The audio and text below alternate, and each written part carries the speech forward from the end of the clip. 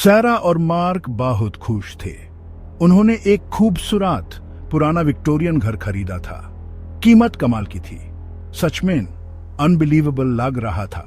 Don't worry, mark ने सारा का हाथ दबाते हुए कहा, यह हमारा छोटा सा प्रोजेक्ट होगा।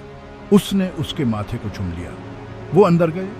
घर में पुरानी किताबों और भूले हुए समय जैसी अजीब सी स्मेल आ रही थी। Estate agent nervously smiled.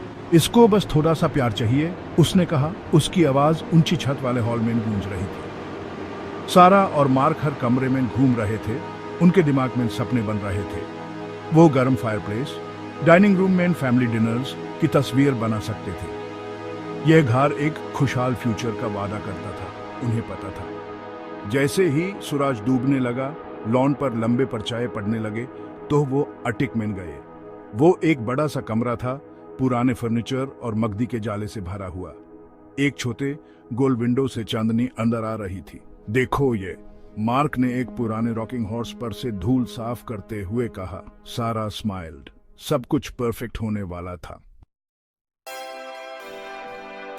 एक टूटी हुई लकड़ी के ट्रंक के पीछे सारा को कुछ दिखा। एक गुदिया थी। वो दीवार से टिकी हुई थी। उसका पोर्सलेन चेहरा चांदनी में अजीब से चमक रहा था। गुदिया ने एक फेडेड पिंक ड्रेस पहनी थी। उसकी कभी चमकीली नीली आंखें नबमधानी और बेजान थी। मार्क, देखो, सारा ने फिसफसाते हुए कहा। उसकी आवाज में अचानक और अनजाने डर से भरी हुई थी। मार्क ने ध्यान से गुदिया को उठाया। वो उसके सोचे से ज्यादा भारी थी। उसने उस अपने हाथों में घुमाया, उसके इंट्रिकेट लेस कॉलर और छोटे पुराने लेदर शूज को देखते हुए। थोड़ी क्रीपी है ना, उसने कहा, मूड को हल्का करने की कोशिश करते हुए।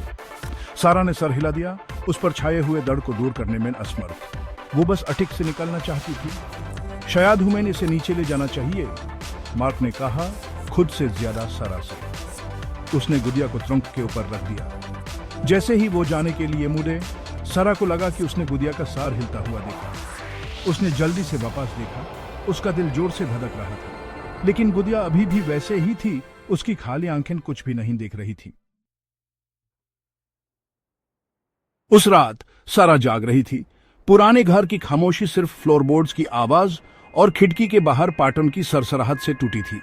वो गुदिया की आंखों की तस्वीर को अपने दिमाग से नहीं निकाल सकी। ऐसा लग रहा था जैसे वो उसे घूर रही हैं, उसकी आत्मा में समा जा रही हैं। वो करवट लेकर लेटी, अपना चेहरा तकिया में छुपाकर उस पर छाए हुए दर्द को दूर करने की कोशिश कर रही थी। अचानक उसने एक आवाज सुनी। यह एक धीमी सी विस्पर थी जो उनके बेडरूम के दरवाजे के बाहर हॉलवे से आ रही थी। सारा हिल नहीं सकी, उसका खून जम गया। विस्परिंग तेज हो गई, साथ में धीमी आवाज के फुटस्टेप्स भी आ रहे थे। उसने मर्क का हाथ पकड़ा। उसकी आंखें दर्द से बड़ी हो गई थी। वो हिला, उसकी भावें नींद में सिमटी हुई थी। मार्क, उसने जल्दी से फिसफसाया, उठो। मार्क उठ बैठा। उसकी आंखें अंधेरे में एडजस्ट हो रही थी। क्या हुआ, उसने पूछा। उसकी आवाज नींद से भरी हुई थी। विस्परिंग रुक गई, फुटस्टेप्स गायब हो गए। सारा को बेवकूफ लग रहा था। मुझे लगा मैंने कुछ सुना, उसने कहा। उसकी आवाज कांप रही थी। मार्क ने यूस तसल्ली देते हुए मुस्कुराया। शायद घर की आवाज होगी, उसने कहा, यूस अपने करीब खिंचाते हुए। लेकिन अंदर ही अंदर यूस अपनी रीढ़ में ठंडक महसूस हुई। वो जानता था कि इस घर में राज छुपे हैं और वो बस उनकी सतह को छू रहे थे।